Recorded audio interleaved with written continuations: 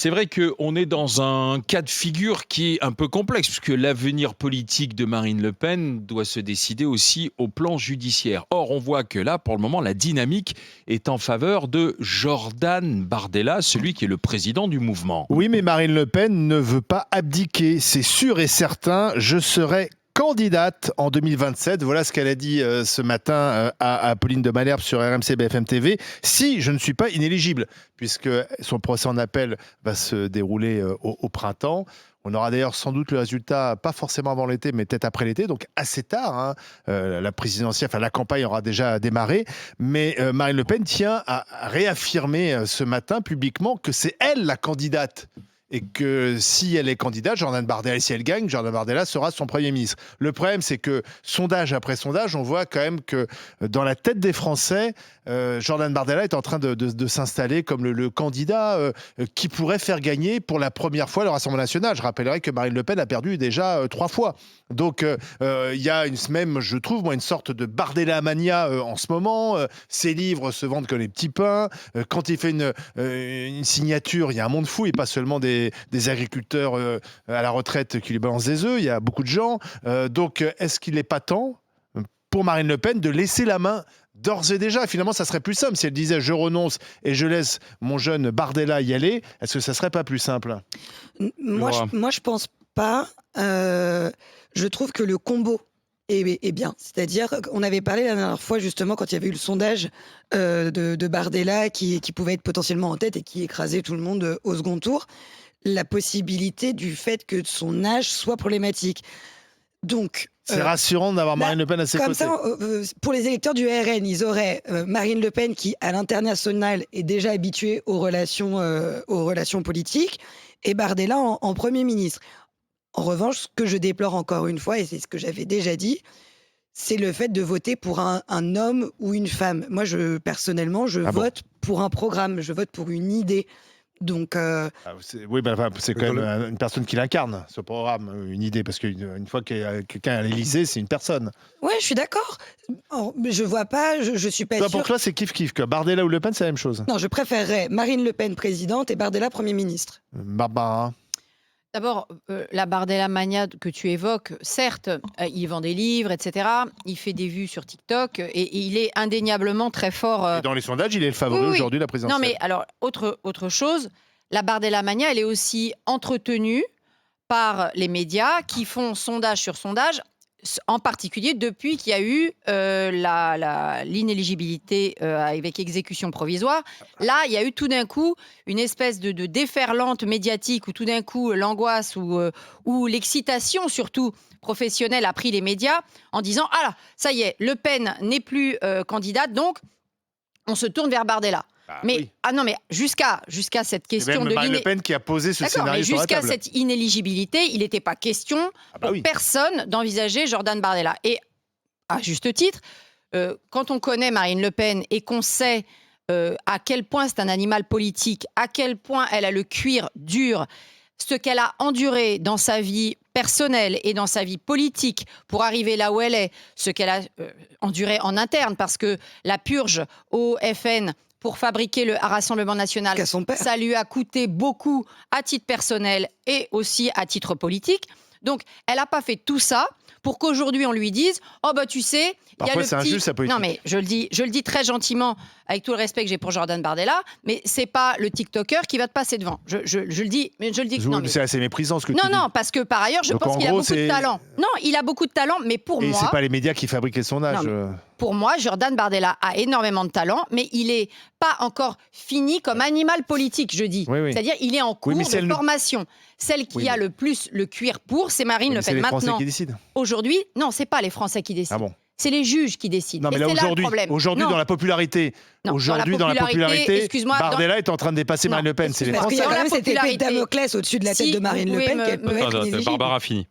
le dernier sondage qui dit que Jordan Bardella gagnerait face à tous ces candidats, ils n'ont pas testé Marine Le Pen. Non, mais là, le dernier sondage, il je est sais, passé 90 et 90, Voilà. ok, mais n'empêche que aujourd'hui, de toute façon, la dynamique est au Rassemblement national. Donc que ce soit Marine Le Pen ou Jordan Bardella, la dynamique, elle est au RN, comme l'évoquait Laura, c'est-à-dire que le programme du Rassemblement national, de toute façon, rassemble. Que ça rassemble sur la figure de Le Pen ou la figure de Bardella, c'est la même chose. Le problème, c'est que ce n'est pas les Français qui vont choisir. Le problème, c'est que c'est les juges qui vont choisir. Et j'aimerais bien, au contraire, que ce soit les Français qui choisissent. Pas des juges qui nous disent que Marine Le Pen, elle est inéligible. Les Français ne vont pas choisir, puisque Marine Le Pen dit qu'il n'y a pas de primaire chez elle. Donc les Français ne choisiront pas non plus Marine Le Pen, puisqu'elle le dit ce matin, de toute façon, il n'y aura pas de primaire entre nous. Non, parce que si Français... je veux me présenter, ça sera moi. Mais donc là, les Français ne décident pas non plus. Mais c'est normal, c'est elle, le Rassemblement national. C'est elle qui l'a fabriqué tel qu'il est aujourd'hui. Donc excuse-moi, c'est quand même légitime qu'après 25 ans... Enfin, elle a perdu 3 fois. Donc il y a quand même un risque qu'elle perde une 4e fois. Mais quand même. justement, c'est ça qui montre sa pugnacité, c'est qu'elle a perdu dans certaines conditions qui font qu'aujourd'hui, elle est en position de gagner. Vous croyez quand même pas qu'elle va laisser passer l'occasion. Donc voilà. Justement, on va l'écouter, Marine Le Pen, il y a quelques instants. Il n'y a pas de primaire chez nous, donc les choses sont extrêmement claires. Si je peux être candidate, je le serai. Si je ne peux pas être candidate, et il sera mon Premier ministre, si je ne peux pas être candidate, il le sera. La force démocratique, en fait, de notre duo, c'est que Jordan Bardella sera le premier Premier ministre à ne pas avoir été nommé, mais à avoir été choisi par les Français. Je l'ai dit, je ne souhaite pas, dans ces conditions-là, dans cette hypothèse qui reste hypothétique par définition, être Premier ministre, mais je serai son premier soutien. Marine Le Pen sur RMC BFM TV, il y a quelques instants, Yves Candeborde. Mais moi, je pense que Marine Le Pen sent le boulet de canon juste derrière elle. C'est un peu comme quand tu fais un marathon, que tu n'es plus capable de faire le dernier kilomètre, que tu es en train de t'avaler la langue, qu'elle arrive malheureusement avec tous ces problèmes juridiques. C'est pour ça que je ne vois pas pourquoi elle mériterait d'être présidente si jamais elle est impliquée dans quel que soit la... Elle sera inéligible. Voilà, elle sera inéligible. Donc elle sent le boulet qui arrive. Elle se dit, il y a peu de chances que moi j'y sois. Mieux vaut que je prépare quand même d'annoncer que Bardella me remplacera. Elle protège le parti, quoi. Elle protège son parti. C'est une décision personnelle qu'elle a. Du coup, elle n'aurait pas le mérite d'être présidente ? Si elle n'est pas inéligible, si elle a fauté. Ah, si elle a fauté. Oui, si elle a fauté, que je ne vois pas pourquoi. Tu vois, de toute façon, aujourd'hui, elle est inéligible, puisque pour l'instant, il y a déjà une première fondation. Le MoDem a fauté, la LFI a fauté, et ils ont raison d'utiliser l'argent de l'Union européenne comme ils le souhaitent. Peu importe que ce soit Pierre-Paul Jacques, peu importe que ce soit Pierre-Paul Jacques qui est fauté, il faut qu'ils arrêtent et qu'on les sorte. Mais sinon, on n'y arrivera jamais. On n'y arrivera jamais, c'est-à-dire qu'on va toujours le trouver des circonstances atténuantes à ces gens-là. C'est pas une circonstance atténuante, c'est que sur le fond, il y a une réglementation, il y a une loi. L'argent de l'Union européenne n'a pas servi à l'enrichissement personnel ni à l'enrichissement du parti. Ça a servi les juges ont voté, à l'activité nationale du parti, que ce soit le MoDem, la LFI et le RN. Et ils ont eu bien raison. Parce que l'argent de l'Union européenne doit servir Barbara, on ne va pas refaire le procès. La justice est prononcée en première instance. C'est pour ça qu'elle est innocente. Moi, je pense qu'aujourd'hui, elle sent le boulet arriver. Et donc, elle se dit, attention, je vais quand même protéger le parti. Je préfère que ce soit quand même quelqu'un de mon parti qui soit président de la République. Ça, c'est vrai. Voilà, donc, ce qui montre qu'elle a le sens politique. Elle est assez sensée dans ce qu'elle dit. Elle a un sens politique et elle a un sens de son parti. Et surtout, elle est loyale à ses électeurs et en particulier à ses nouveaux électeurs parce qu'elle a fait venir au Rassemblement national des gens qui n'auraient pas voté Rassemblement national il y a encore 10-15 ans. Donc elle est aussi fidèle à l'engagement qu'elle a vis-à-vis de ces gens-là. Elle leur dit, voilà, moi, vous êtes venus aussi pour moi, pour ce que j'ai fait du Rassemblement national, qui n'est plus le FN et qui donc vous permet de venir voter pour nous, alors que vous ne l'auriez pas fait du temps de mon père. Mais vous voyez, je ne vais pas tout bloquer. Je ne vais pas faire ma crise de nerfs si jamais des juges me déclarent inéligible. Non, je vais te dire, il y a des hommes politiques. Chirac, il a eu le choix de couper des têtes. Sarkozy, il a eu le choix de couper des têtes. Non, mais je veux dire, les règlements de compte immondes à l'intérieur des partis. Oui, elle ne savonne pas la planche. Et ben voilà, elle ne savonnera pas la planche de Bardella. Moi, je ne suis pas d'accord avec toi, Barbara, quand tu dis c'est kiff bourricot. Moi, je pense que Bardella et Marine Le Pen, ce ne sont pas les mêmes candidats. Et chacun a des atouts et aussi des faiblesses. Je pense que la principale faiblesse, effectivement, de Bardella, c'est peut-être son manque d'expérience, son âge. Mais je pense que la principale faiblesse de Marine Le Pen, c'est son nom. Et je pense que le nom Le Pen reste encore un repoussoir pour beaucoup de Français. Je pense que le plafond de verre, finalement, s'impose plus à Marine Le Pen qu'à Jordan Bardella. Et à mon avis, ce qui explique sa popularité, c'est que Jordan Bardella va séduire effectivement de nouveaux électeurs qui n'ont pas le passé du RN, du FN en mémoire. Et Bardella, il est neuf, quoi, en fait, en gros. Et d'ailleurs, il plaît beaucoup aux jeunes. Et je pense que c'est ça l'intérêt de Bardella chez eux, c'est de séduire un nouvel électorat. Ça va aussi, moi, je trouve qu'il y a une ambiguïté sur la ligne politique de l'un et de l'autre aujourd'hui, notamment sur l'économie. Ils pas la même. C'est-à-dire que Marine Le Pen a dit publiquement qu'économiquement, elle était ni de droite ni de gauche. Là où, quand tu lis le livre de Jordan Bardella, on l'a reçu dans les GG, tu vois qu'il est plutôt sur une tendance libérale.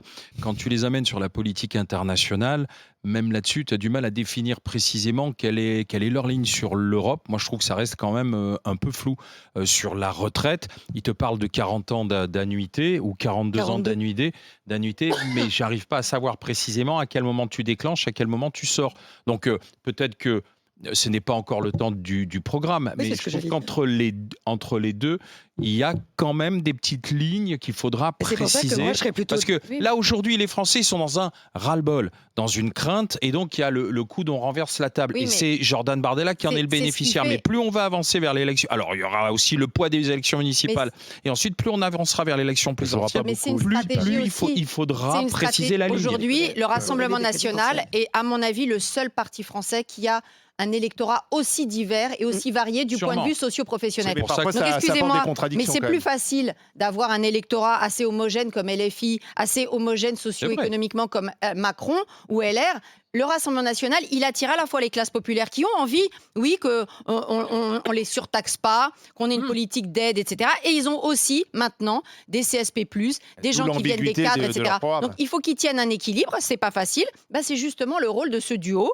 Il y a Le Pen qui parle plutôt c'est en même temps du RN, c'est en même temps RN. Parce que moi, je suis désolée, ils représentent vraiment les Français, parce que quand on a un parti... donc c'est ingouvernable. Non, vraiment... Quand elle dit on est un parti gaulliste, je ne suis pas d'accord avec elle théoriquement, politiquement, mais en termes d'électorat, elle a raison. C'est un électorat qui va vraiment sur toutes les couleurs socio-professionnelles des Français. Pardon, mais le RN a changé de position. Oui, mais attention. A changé beaucoup de position sur l'Europe ces dernières années. Quand même, ils étaient pour le Frexit, maintenant ils sont pour l'Europe. Ils étaient pour le Frexit à l'époque de... Ils étaient pour le Frexit. Et sur la réforme des retraites, ils ont changé aussi. Mais tu regardes avant la base de l'électorat, excuse-moi de te couper, mais la base de l'électorat du RN à l'époque, il y a encore quelques années, c'était vraiment la classe ouvrière.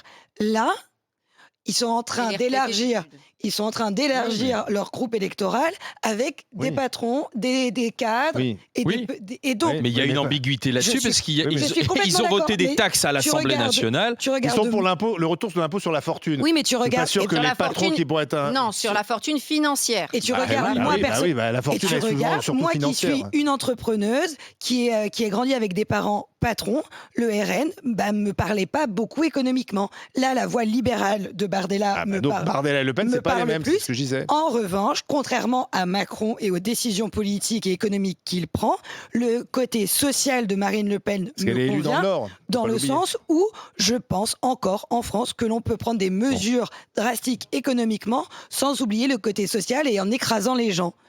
Donc, effectivement, il y a de l'ambiguïté, mais en même temps, c'est ce que je demande depuis des années à cette Assemblée, c'est-à-dire de réfléchir pour la France, de mettre de l'économie, c'est de la complémentarité. Exactement, et on essaye avec ces idées libérales et ces idées sociales de créer quelque chose d'humain et d'économiquement. D'accord, j'ai bien compris, mais la faiblesse quand même de Marine Le Pen, c'est à chaque fois lors des débats présidentiels, ça lui expose la figure son ambiguïté. Emmanuel Macron habilement l'a coincé, à chaque fois sur ça, a coincé sur ses ambiguïtés sur l'Europe.